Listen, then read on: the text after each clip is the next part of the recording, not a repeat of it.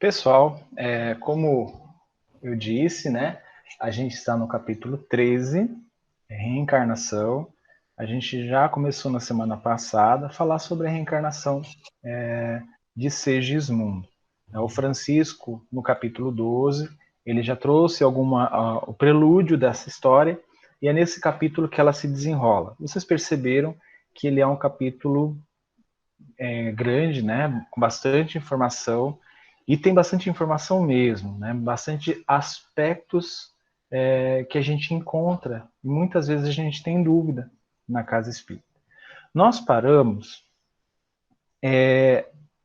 como a minha edição que eu uso é do Kindle, né, então eu não sei qual página que seria nas edições de vocês, mas é lá onde o Alexandre, né, encontra com Adelino desdobrado. Então, Alexandre é a equipe, né, onde está André Luiz, onde está Segismundo, e toda a equipe de amparo herculano, e toda a equipe de amparo espiritual, eles já encontraram com Adelino, e é onde Adelino fica com medo novamente do Segismundo, e começa a falar um monte de coisas, assim, ele fala assim, olha, mensageiro de Deus, se referindo a Alexandre, né? Livrai-me deste pesadelo infeliz.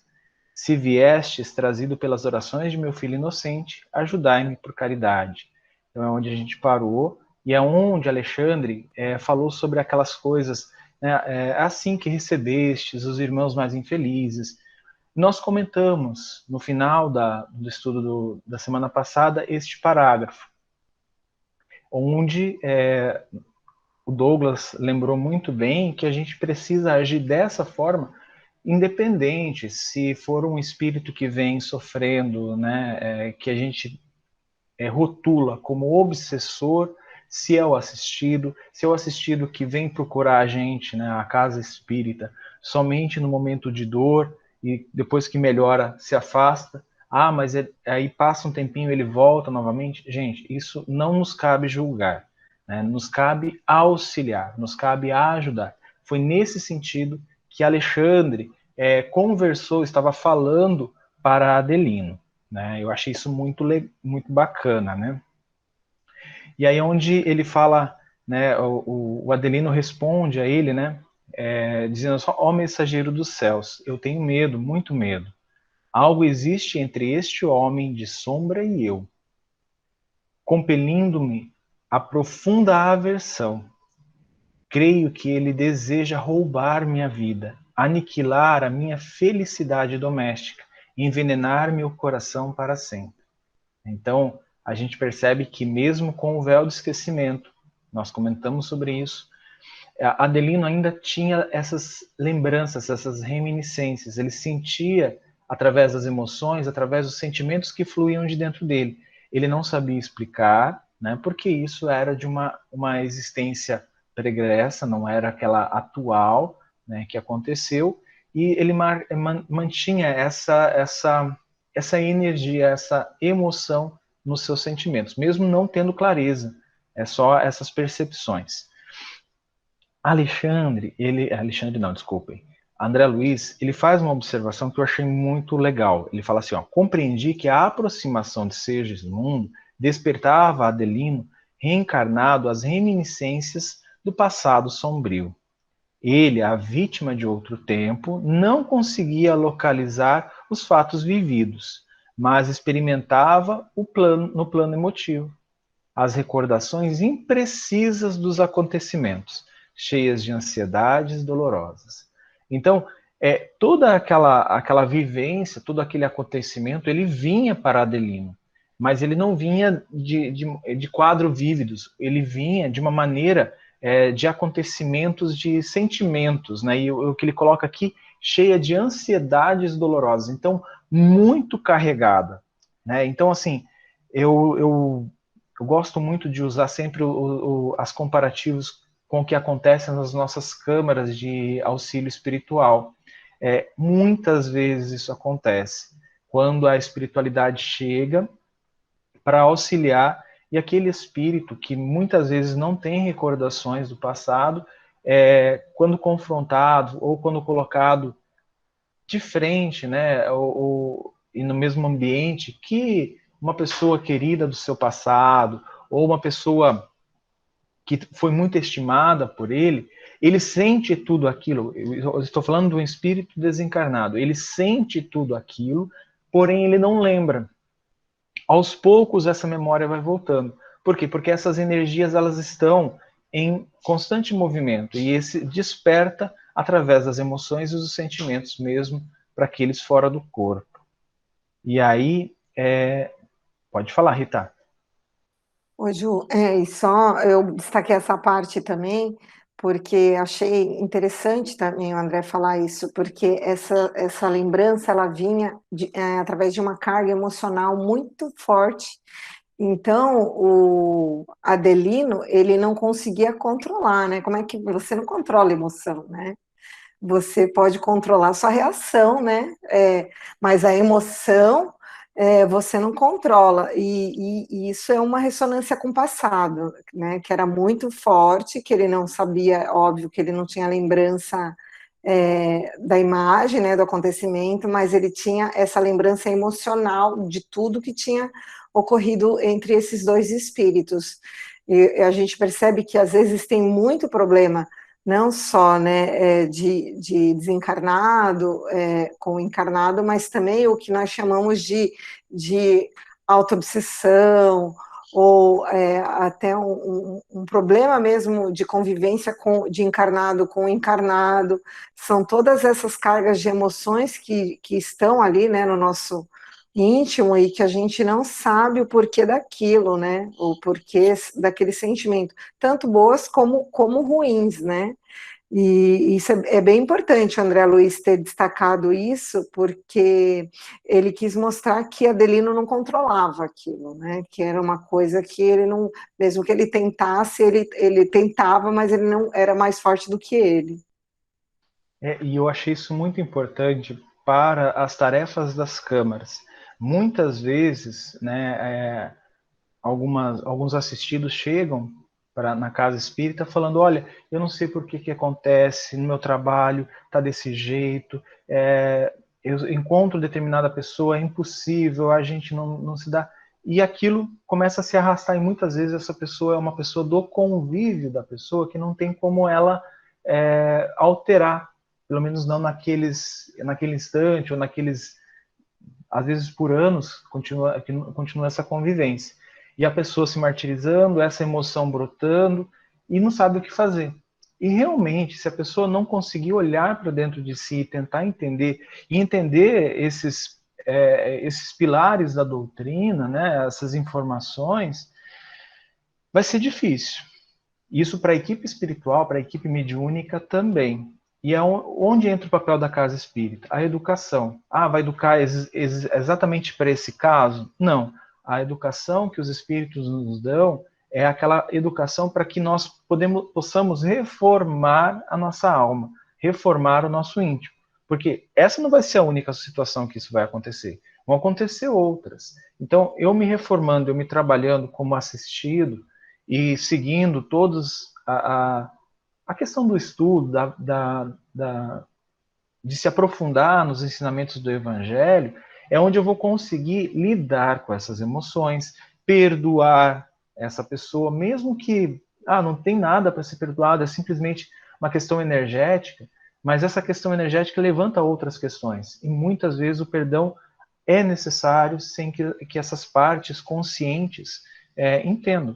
Então, o trabalho espiritual é muito importante para isso. É claro que a espiritualidade pode revelar acontecimentos das existências passadas, tudo bem, ela pode fazer isso, né? Alexandre sabia de toda a história pregressa, né, desses personagens. Porém, nesse caso aqui do livro, não é esse o que aconteceu, mas muitas vezes acontece nas câmaras e a gente tem a autorização, vamos dizer assim, para conseguir trabalhar isso, mas desenrolando esses nós do passado e orientando o assistido naquilo que ele conhece, naquilo que ele tem capacidade de compreender. E é claro, se tiver algum espírito desencarnado, a gente vai orientar, vai encaminhar e orientar para que isso possa ser leve para os dois lados, né? Lembrando que nós vamos sempre atender irmãos nossos, nós não estamos atendendo seres diferentes,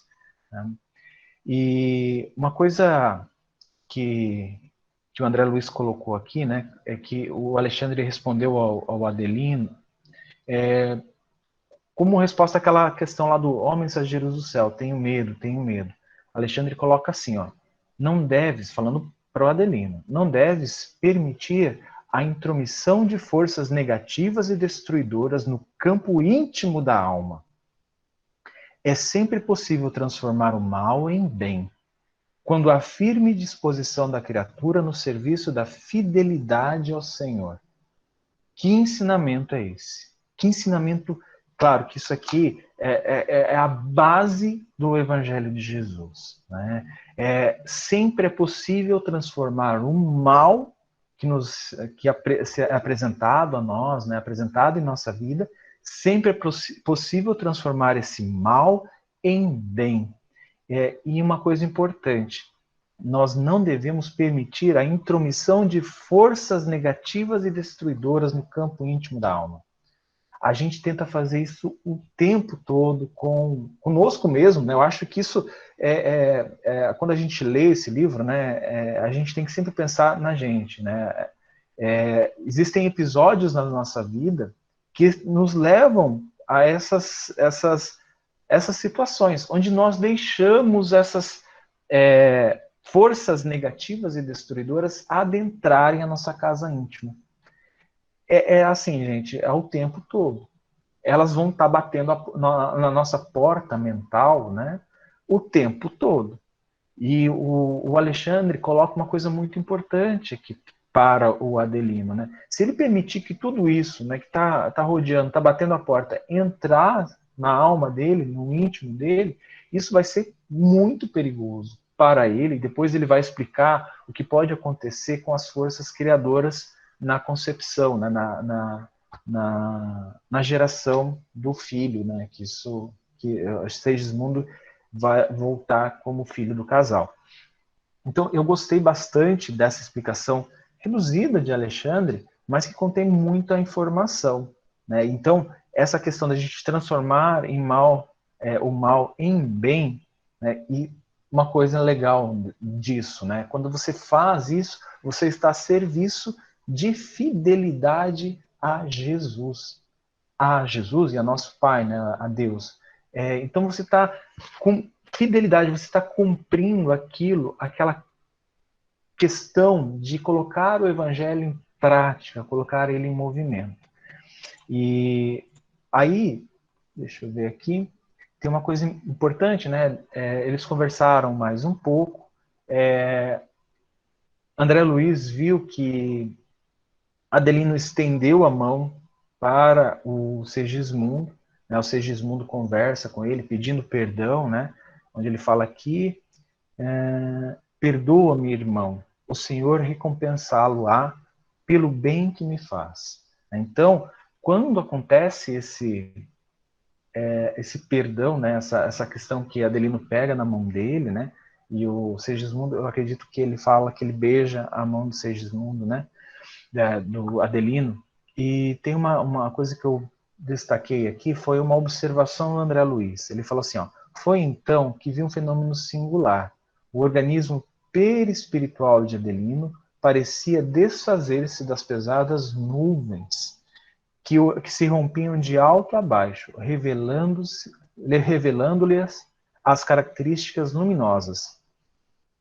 Irradiações suavíssimas aureolavam-lhe agora a personalidade, deixando perceber a sua condição elevada e nobre.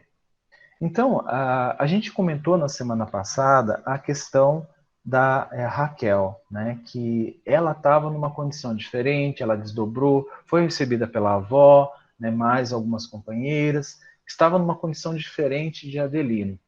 Mas a gente percebe que Adelino não era de todo aquela que estava começando a engatinhar, né, saindo da sombra, do Vale de Sombras. Ele já tinha conquistado muitas coisas, uma coisa assim, essa condição elevada e nobre, ele já tinha conquistado, estava dentro dele. Porém, estava presa, né, estava sendo abafada por essa condição dele, essa condição de não perdoar esses sentimentos, né, com a aproximação de Segismundo, que a gente tem que entender que aqui Alexandre auxiliou, mas a tentativa de aproximação ela já estava sendo tentada, né, ela estava em execução antes do Alexandre ser chamado. Né? Lembrando que Herculano foi buscar Alexandre porque eles estavam tendo dificuldade. Então, quando a André Luiz faz essa observação, né, que ele viu que é como se tirasse aquela crosta de Adelino, limpasse mesmo e ele irradiasse. Eu gostei, é claro que eu vou levantar uma polêmica aqui agora, mas eu gostei muito do termo que o André Luiz utilizou aqui. Ele utilizou o termo personalidade. Né? Existem várias correntes filosóficas, mediúnicas, né? várias formas de trabalhar com mediunidade. Né? A casa espírita, né? Como nós conhecemos, trabalha de uma maneira. Nós sempre tentamos seguir os alicerces da codificação, das instruções dos espíritos, né? Principalmente da obra do Chico, né? Mas existem outras linhas. E algumas dessas linhas chamam de outros nomes. Né? A gente já ouviu falar de nível, de corpus, enfim, de várias nomenclaturas. Eu gostei desse termo personalidade que ele utiliza. A atuação da personalidade daquele momento, como ele falou, aurelava agora a personalidade. Aquela manifestação do espírito imortal que nesse evento era Adelino, se chamava Adelino, estava reencarnado, mas desdobrava. Essa é a personalidade dele. Né? Ele não seria uma pessoa diferente ao desdobrar, né? Durante o sono físico. Ele seria a mesma pessoa. Então, existem outras personalidades do Adelino, né? Ou desse espírito eterno, que viveram no passado. E elas, claro, nesse momento atual, esse momento atual é uma somatória de todas elas. Mas não quer dizer que a gente tenha a lembrança de todas elas. Eu só quis atentar por causa desse termo. Eu achei bem preciso a descrição. E falando dessa transformação, vamos dizer assim, de Adelino, eu não pude deixar de pensar na transformação de Saulo de Tarso. Né? Para quem lê o livro Paulo e Estevão, Saulo recebeu vários convites, né? Isso, toda a primeira parte do livro mostra isso, uma história belíssima.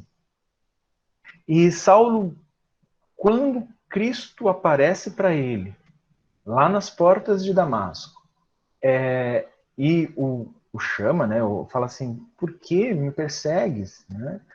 Essa transformação de Saulo me lembrou muito isso aqui. Parece que Saulo acessou algo de dentro dele, brilhando, essa posição elevada e nobre dentro dele, e deixou-se manifestar. É como se aquela casca que ele tinha, né, que cobria, tivesse sido retirada, tivesse caído. Não completamente, como a gente sabe, né?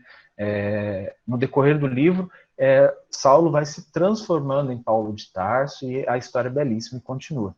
E aqui aconteceu muita similaridade, eu achei muito parecido com o que aconteceu com Saulo. Esse acesso a esse eu, né, que Joana de Ângeles vai chamar de self, né, que é a ligação com o divino.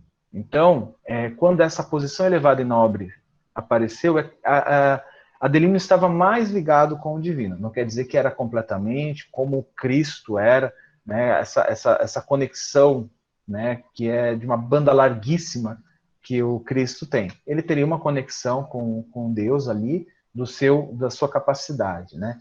Então, eu achei muito legal isso. E Herculano vai explicar para André Luiz o que aconteceu, né? Porque ele ficou espantado.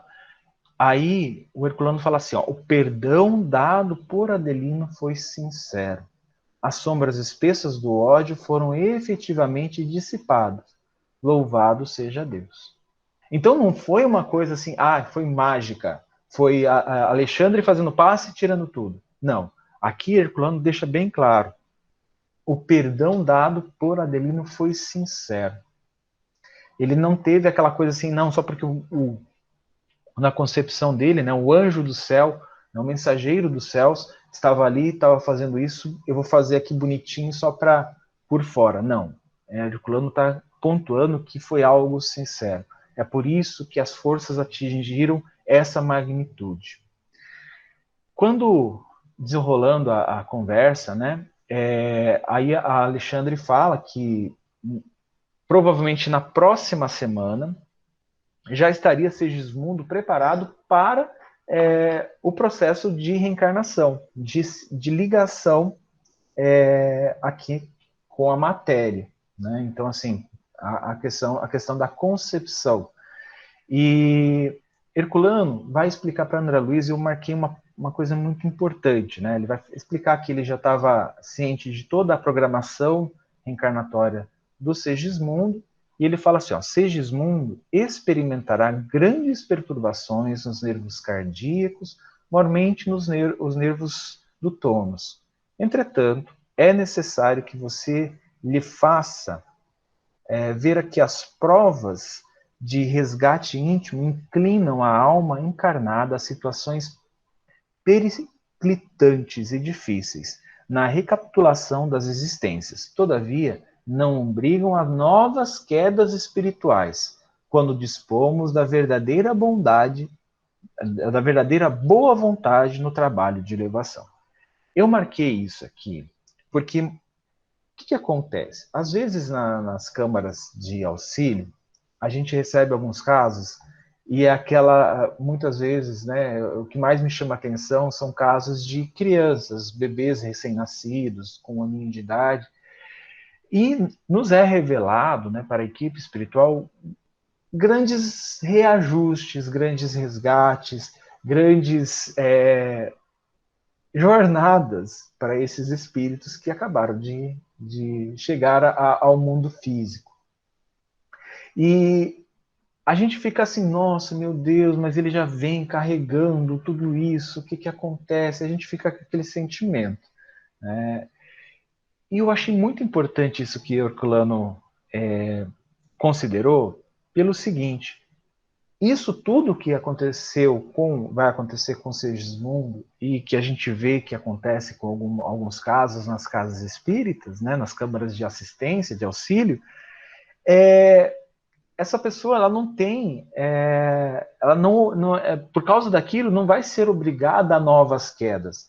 Tudo que a espiritualidade fez, né, conseguiu planejar, conseguiu atuar, é para o bem dela. Ela vai conseguir superar se ela se ligar àquilo que ela realmente precisa fazer. Então, ele coloca, né, não obriga a novas quedas espirituais quando dispomos da verdadeira boa vontade no trabalho de elevação. Né? Então, assim, é claro que é um conjunto de fatores, tem as predisposições do espírito, tem as orientações dos pais, tem as orientações do círculo social a que essa criança está envolvida, né, a comunidade. Claro que tem um monte de fatores, mas depois que a gente toma consciência e consegue receber essas informações, às vezes meias informações, mas a gente começa a juntar e a gente começa a entender a magnitude do Evangelho, né, da Boa Nova, a nossa boa vontade ela tem que estar num bom nível, né? Ela tem que estar numa boa vibração e atuando a nosso favor. Né? Porque quando a gente se torna espírita, se torna consciente do espiritismo, a gente já tem que começar a entender que nós vamos ser seres, nós somos, né? Não vamos ser, mas somos seres eternos. Essa personalidade que agora conversa com vocês aqui pelo vídeo, ela vai deixar a Terra, né, o plano material, em algum momento. E futuramente vão ter outras manifestações daquilo que eu sou. Então a gente tem que ter essa noção da imortalidade, que eu acho muito importante, por isso essa dedicação, esse trabalho de elevação. E Alexandre, ele se despediu de todo mundo ali, falando assim, ó, voltaremos a vê-lo no dia da ligação inicial de Segismundo com a matéria física. Então, o que ele está falando aqui, eu achei legal a gente pontuar. No dia da ligação inicial com a matéria física. A ligação energética, a ligação magnética já estava acontecendo, né, com a Raquel, Segismundo e com o pai, com Adelino, porque isso era uma coisa que já vinha acontecendo, por isso que Adelino foi perturbado, né, despertou essas emoções e sentimentos nele. Preciso cooperar na ocasião com os nossos amigos construtores, aqueles que vão auxiliar na construção das primeiras formações celulares desse novo feto, né, do embrião, aos quais pedi me apresentarem os mapas cromossômicos referentes aos serviços a serem insetados. Então, aqui, Segismundo teve todo um apoio da equipe de construtores, apoio de Herculano, que já sabia o mapa do novo corpo dele, né, da preparação, e agora Alexandre também, porque Alexandre estava ligado a esse caso, isso eu achei bacana. E André Luiz começou a pensar em algumas coisas aqui, né? Não seria lícito providenciar a reencarnação do necessitado sem quaisquer delongas? Isso quer dizer, não seria legal forçar? Eu acho que seria melhor se a gente colocasse ali nessa imediato, né, ansiedade. Por que tamanha demonstração de carinho para com o esposo de Raquel, se ele deveria sentir-se satisfeito em poder cooperar na obra sublime de redenção? Não dispunhamos, lá no plano para eles, né, não dispunhamos de suficiente poder para quebrar todas as resistências? Então, assim, André Luiz sempre é aquele eterno, aquela interna criança. Por que isso? Por que aquilo? Como acontece isso? E isso dentro da mente dele borbulhando, né? Alexandre ouviu ele paciente e falou assim, ó, sua estranheza é natural. Não se habituou ainda aos trabalhos de socorro ou de organização neste lado da vida. Então, assim, aqui a gente está no terceiro livro, né, da série, e Alexandre faz essa observação para ele. A gente vai ver que alguns mentores vão fazer essas observações até mesmo lá nos domínios da mediunidade, que é o sexto, sétimo livro. Aí ele responde essas indagações de André Luiz. Né? Alexandre responde assim, ó, cada homem, como cada espírito, é um mundo por si mesmo, e cada mente é como um céu. Do firmamento descem raios de sol e chuva benéficas para a organização planetária, mas também no instante de atrito, os elementos atmosféricos deste mesmo céu, descem faíscas destruidoras. Eu achei legal, porque o que Alexandre está falando assim, olha, a mente, nossa, ela é capaz de coisas maravilhosas, criações fantásticas. São criações como a chuva, o céu, né, as nuvens, podem irrigar plantações, irrigar florestas e tudo, crescer, dar frutos, multiplicar e ser uma coisa linda. Mas deste mesmo céu, desta mesma mente, podem emanar energias destruidoras, podem emanar raios, tempestades, ventos fortes, né? E tudo isso desta mesma mente. Assim, a mente humana, né? Isso quer dizer, dessa forma é a mente humana. Dela se originam as forças equilibrantes e restauradoras para os trilhões de células do organismo físico, mas quando perturbada, emite raios magnéticos de alto poder destrutivo para as comunidades celulares que a servem. Eu pontuei isso porque, olha a indagação do André Luiz. Olha, a gente poderia pegar Segismundo e colocar no útero da Raquel, né, seguindo toda a lei natural, né, não é simplesmente aparecer lá no útero, materializar lá dentro, não é isso, mas seguindo toda a lei natural. Nós não poderíamos fazer isso, os mentores aqui não têm essa capacidade, não têm essa capacidade de criador, essa força de pensamento, de criação. Alexandre fala, sim, nós temos, mas, olha que interessante, da mente, ela se origina essas energias. Se acontecesse isso, Adelino perturbado da maneira que ele estava, né? Segismundo com aquela dúvida, aquela angústia, não sabendo se estava, sabia que não estava perdoado, mantendo esses sentimentos, alimentando os sentimentos de Adelino, Adelino alimentando os sentimentos dele, toda essa energia que a mente do Segismundo e do Adelino estavam produzindo, poderiam danificar a formação do embrião, poderiam danificar a formação celular. Né? Por quê? Ah, tudo bem, ele vai explicar, né, que aqui não existe algo que vai contrariar a lei natural. A lei natural da formação do feto, da hereditariedade, tudo isso acontece e é lei natural. Mas, né, essas energias também obedecem à lei natural, e se essa situação não tivesse sido resolvida, se o perdão não fosse sincero, né, se o Adelino não tivesse perdoado sinceramente, né, como é que seria a situação? Será que eles iriam deixar já para a próxima semana para ele reencarnar? Talvez não.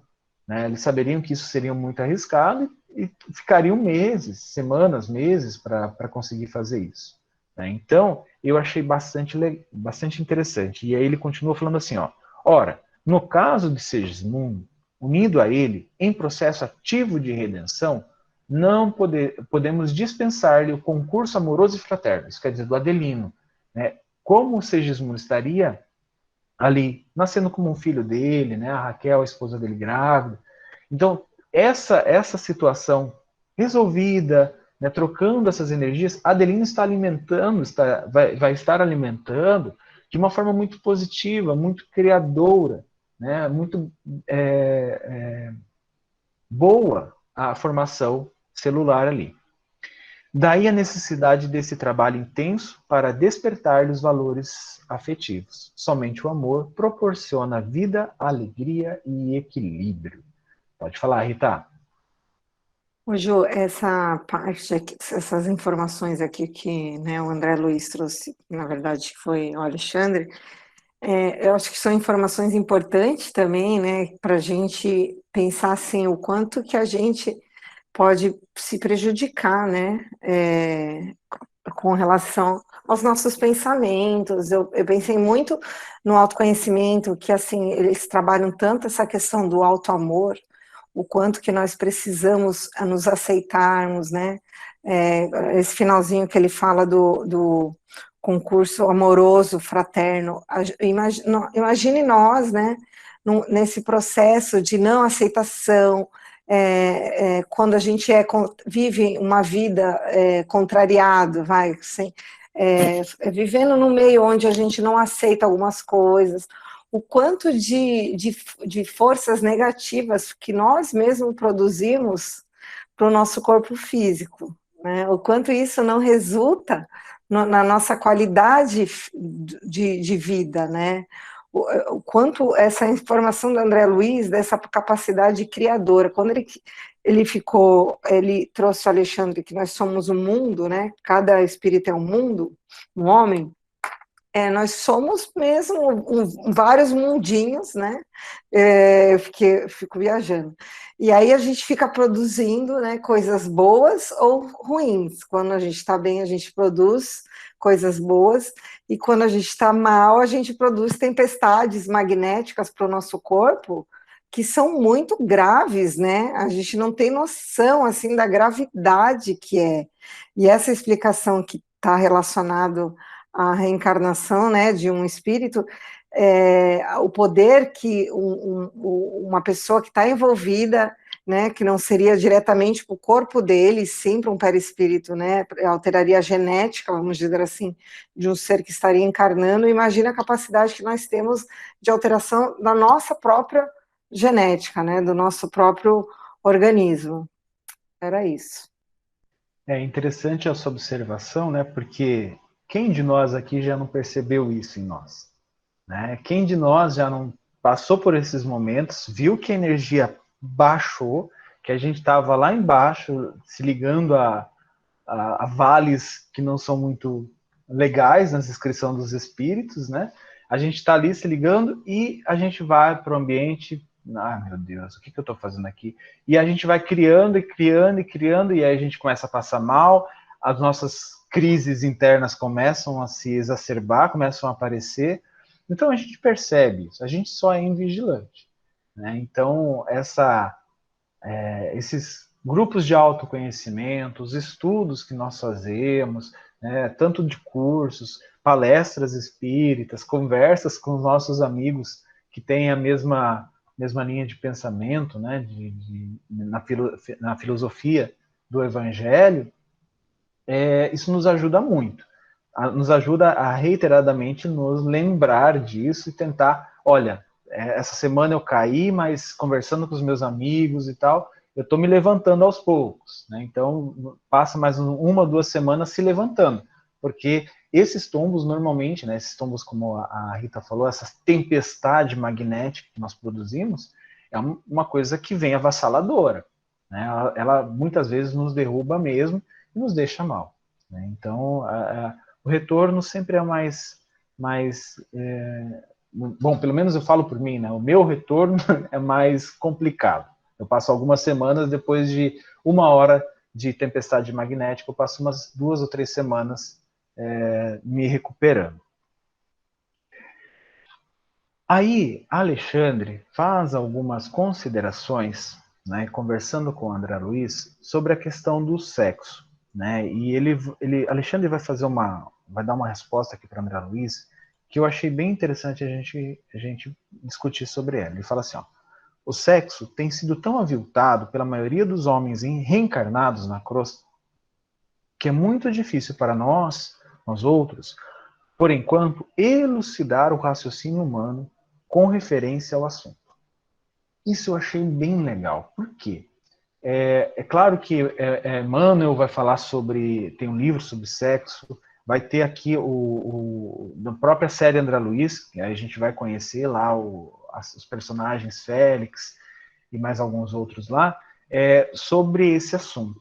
Mas eu achei interessante essa pontuação do Alexandre aqui no Missionários, porque eles já tinham essa compreensão. Toda a mística ou aquela falsidade construída acerca do sexo pelas religiões, né, primitivas, as religiões que se espalharam no mundo, começou a criar várias barreiras, mesmo para nós espíritas, que temos elucidações muito interessantes de irmãos nossos, né, dos espíritos. E nós continuamos vendo grupos espíritas criando essas barreiras. É claro que ninguém está falando aqui para sair falando para jovens e crianças sobre isso.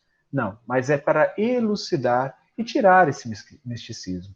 Aqui, Alexandre, né, nessa descrição que ele faz, ele mostra as razões, ele comenta das razões dessa força criadora, que é a questão do sexo regrado, aquela questão bem esclarecida, aquela questão bem elucidada entre todas as partes.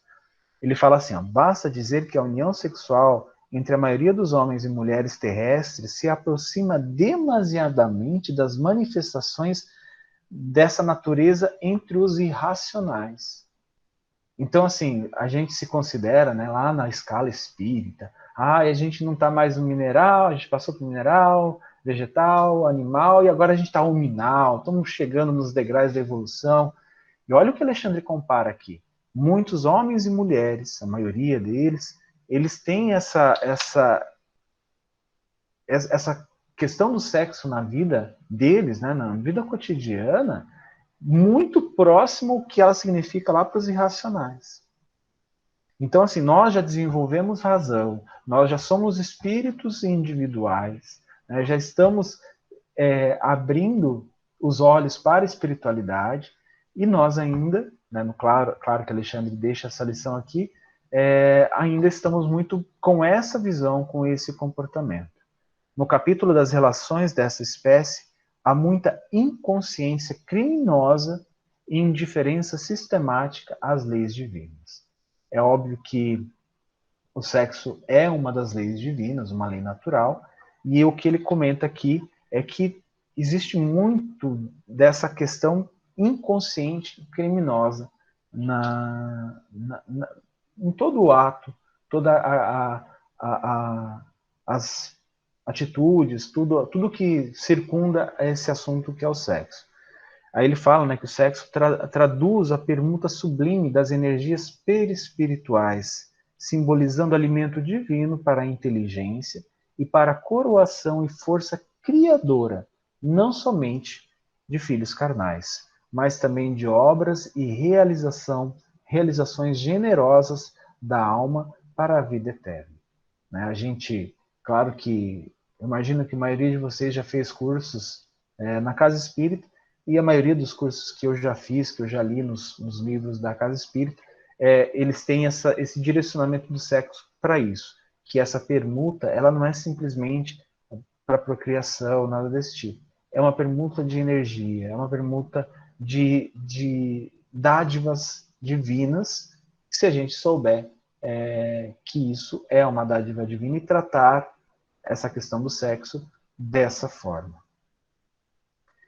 O Alexandre ele fez uma pausa ali, conversando com o André Luiz, e ele falou uma outra coisa que eu achei muito importante destacar. O espírito que odeia ou que se coloca em oposição negativa diante da lei de Deus não pode criar a vida superior em parte alguma. Aqui ele estava falando, né, sobre essa questão do que aqueles que se amam podem criar, né, utilizar essas energias para criar coisas positivas, mas o que ele fala aqui é que o espírito que odeia ou que se coloca em posição negativa diante da lei de Deus não pode criar vida superior em parte alguma. Ele vai estar criando energias, né, que a gente muitas vezes chama de miasmas, né, formas, pensamento, isso tudo ele vai criar. Mas isso não é uma vida superior, isso não é nenhuma uma vida, né, de verdade. Então o que ele está falando é o que o amor fez na construção de todos os elementos que nos rodeiam hoje, que nós conhecemos como vida. E aí, comentando, né, ele fala assim, ó, é necessário deslocar a concepção do sexo, abstendo-nos de situá-lo tão somente em determinados órgãos do corpo transitório das criaturas. Então, ele fala que a questão do sexo não é só da parte genital. Vejamos o sexo como qualidade positiva ou passiva, emissora ou receptora da alma. Então, aqui a extensão, a compreensão dele é muito maior. Por mais que a gente tenha recebido essas instruções nos cursos básicos da doutrina, esse esclarecimento de Alexandre, falando, olha, não é simplesmente corpo, não é simplesmente matéria. Toda essa energia que envolve a alma, ela flui nesse momento. Substituamos as palavras união sexual por união de qualidades.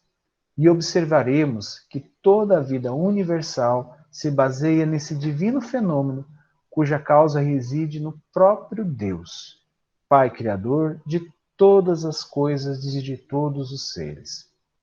Eu achei interessante isso, né? Ele mudar um pouco a nomenclatura, mas isso de uma forma da visão de um benfeitor. O ideal é isso. Quando nós começarmos, né, aqui na Terra, aplicados, entendermos isso e começarmos a visualizar dessa forma, substituindo união sexual por união de qualidades, as coisas vão mudar. Né? A nossa compreensão, o nosso entendimento vai mudar e nós vamos nos aproximar mais dessa fonte, desse divino fenômeno cuja causa reside no próprio Deus.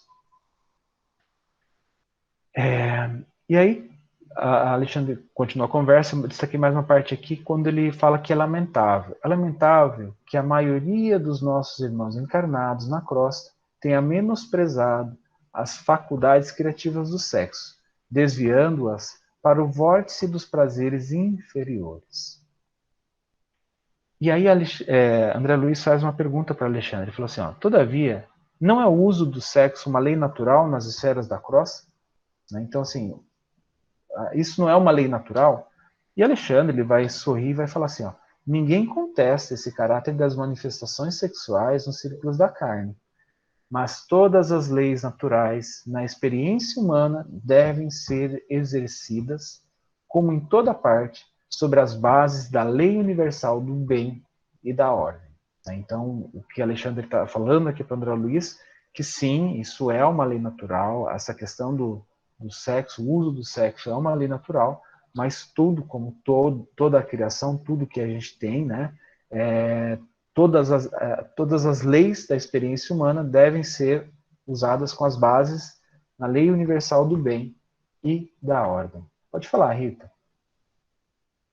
Ô, Ju, eu vi que você pulou uma explicação do Alexandre aqui, mas eu achei bem interessante que ele fala assim: a paternidade ou a maternidade são tarefas sublimes, não representam, porém, os únicos serviços divinos na criação infinita. O apóstolo que produz no domínio da virtude, né, aquele que produz, e já tendo conquistado algumas virtudes, na ciência ou da arte, vale-se dos mesmos princípios de troca. Então, é o mesmo, a mesma energia, que é a energia sexual, só que ela é canalizada para a ciência ou para, né, para a área da arte. Porque ele permuta de qualidade que se verifica em esferas superiores. Aí ele fala assim: há fecundações físicas e fecundações psíquicas. Então, você pode também criar, né, fecundar, não só entre uma relação sexual homem-mulher, mas também através de inovações, de invenções, né, de descobertas das ciências, da área da arte, da história, enfim. E as primeiras exigem disposição da forma a fim de atender às exigências da vida em caráter provisório no campo, né, das experiências necessárias. E as segundas prescindem de cárcere de limitações e efetuam-se nos resplandecentes domínio da alma, em processo maravilhoso de eternidade. Quando nos referimos ao amor do onipotente, quando sentimos sede da divindade, nossos espíritos não procuram outra coisa senão a troca de qualidades com as esferas sublimes do universo. Eu achei isso muito importante. Então, essa troca de energia também, que quando a gente procura, é uma fecundação das forças do alto no nosso psique, no nosso espírito. Então, eu acho que ele quis mostrar aqui para André que a energia que, né, que nós ainda limitamos muito, né, que nós usamos ainda por conta da nossa condição espiritual para o sexo, a grande maioria, já tem algumas pessoas que usam, né, para outros princípios. Essa energia é vinda de Deus, né, é a energia que Deus permuta com a gente, que é essa energia de fecundação para esses acontecimentos maravilhosos, né? Só que a gente ainda canaliza grande parte dessa energia para essa fecundação física, que não é ruim, não está errado. Não, faz parte, né? Faz parte, inclusive, do nosso momento de progresso espiritual, o momento que a gente vive nessa experiência, mas que a gente um dia usará essa energia para esses fins fins grandiosos. É isso. Obrigado, Rita. E é realmente isso. Claro, gente, se eu fosse seguir minha vontade, eu teria destacado tudo que Alexandre falou. Mas aí a gente ia ficar 3 meses aqui, né? Não só 2, como eu estou planejando.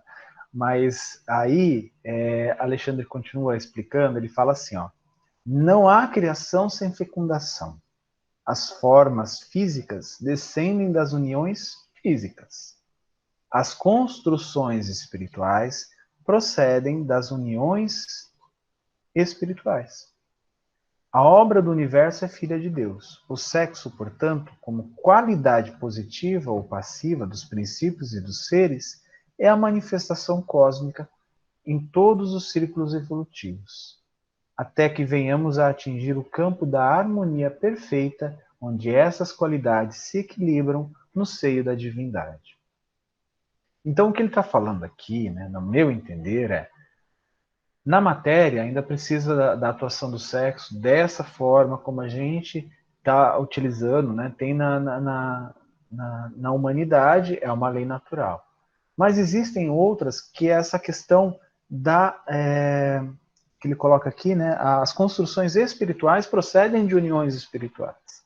Então, essa permuta também acontece de energias, não da forma sexual, como nós temos aqui, material, mas acontece essa mesma permuta de energia na esfera espiritual, criando criações espirituais.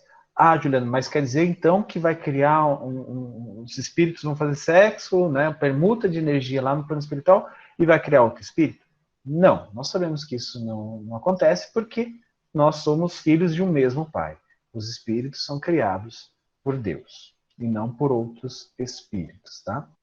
Alguém levantou a mão que eu não sei quem é. Ah, eu, Iris. Então, pegando o gancho que a Rita falou, me chamou muita atenção essa parte também, dessa questão da troca, porque ele citou em duas frases aí essa questão de permuta e troca. Então, fiquei analisando o que seria também, né? Como a Rita falou, união com Deus, é uma conexão com Deus, é uma troca com Ele, né? Porque essa energia, o Alexandre pediu para substituir, em vez de colocar energia sexual, colocar união de qualidades. Então, quando dois espíritos, principalmente no plano espiritual, que já elevou esse sentimento carnal, ele já teve um desapego da matéria, do corpo físico, e ele consegue sublimar os sentimentos através da conexão com Deus, e ele ama profundamente a outra pessoa.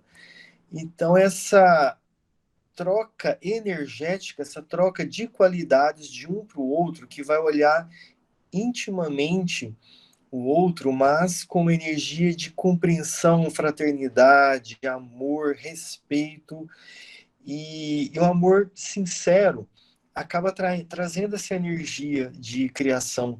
Então, essas duas almas nesse encontro, naquele momento dessa união, dessa troca de qualidade, eles são seres extremamente criativos. Eles vão produzir muito a partir dessa alimentação energética. Eles vão estar alimentando o espírito deles com essa energia altamente criativa.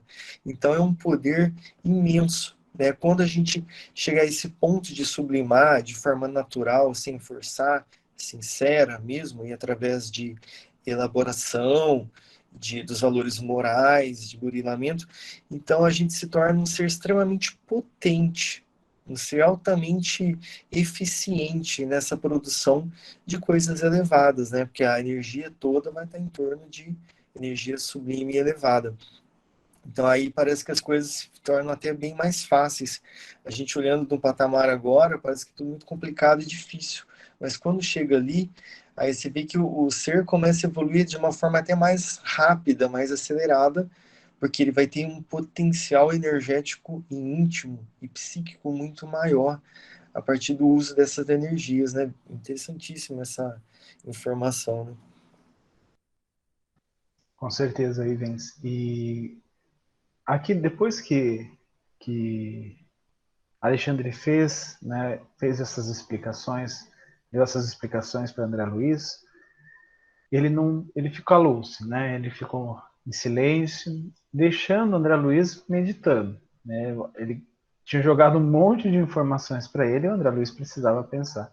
E aí ele fala, né, que ele falou, olha, nós vamos nos reunir novamente aqui na casa de Raquel e Adelino no dia da concepção, que a gente precisa estar junto para atuar.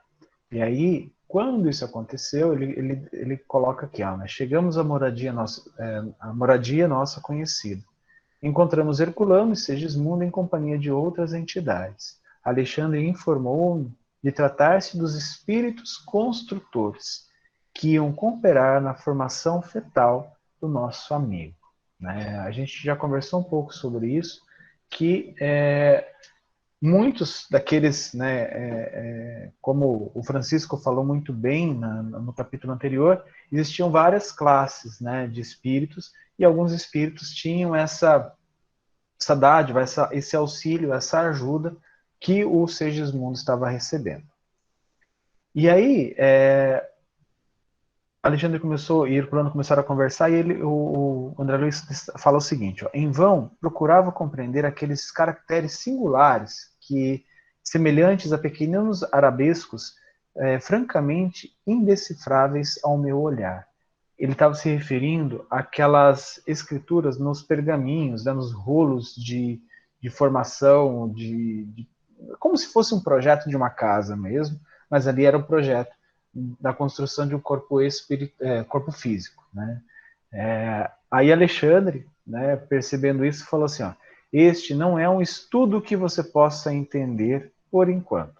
Se André Luiz não pode entender por enquanto, né, imagina eu. Estou examinando a geografia dos genes nas estrias cromossômicas, a fim de certificar-me até que ponto poderemos colaborar em favor de nosso amigo, com recursos magnéticos na organização das propriedades hereditárias. Então, o que ele estava fazendo ali era verificando os genes da formação desse novo embrião. Isso eu acho uma coisa muito legal, a gente vai ver isso mais profundamente lá no Evolução em Dois Mundos, um livro dessa série, onde ele vai falar mais profundamente sobre isso. Mas aqui é só entender que o Alexandre estava averiguando tudo. Ele sabia o que ele estava fazendo. É como se pegasse um mapa genético, aqueles que hoje em dia já se faz teste, inclusive em casa, você manda para o laboratório, e eles fazem, olha, você tem propensão a ter isso, ter aquilo, desenvolver isso, desenvolver aquilo, cuida naquilo ali, né? Alexandre já fazia isso, estava fazendo isso antes mesmo da concepção. Por quê? Ele estava identificando tudo que era necessário e iria auxiliar magneticamente a questão lá dos elementos masculinos, né? Espermatozoides, né?